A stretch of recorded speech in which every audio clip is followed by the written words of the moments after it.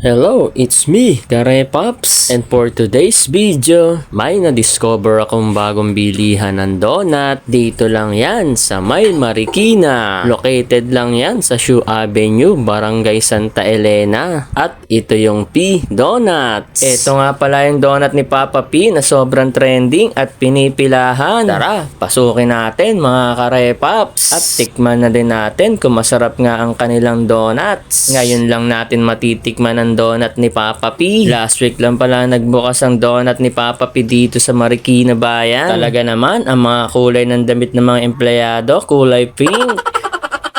Nagulat lang talaga ako sa mga presyo ng donut ni Papa P. Nagre-range lang ng 15 to 40 pesos. Naniniwala talaga ako na good quality and freshly made ang mga donuts nila dito. Makikita nyo din kung paano ginagawa ang mga donuts. Meron din pala sila dito mga unique flavor. Mga Filipino flavors gaya ng banana Q, ubi makapuno, pastillas, coconut at marami pang iba. Nagulat ako, dumating pala si Papa P. At eto, kaharap nyo na.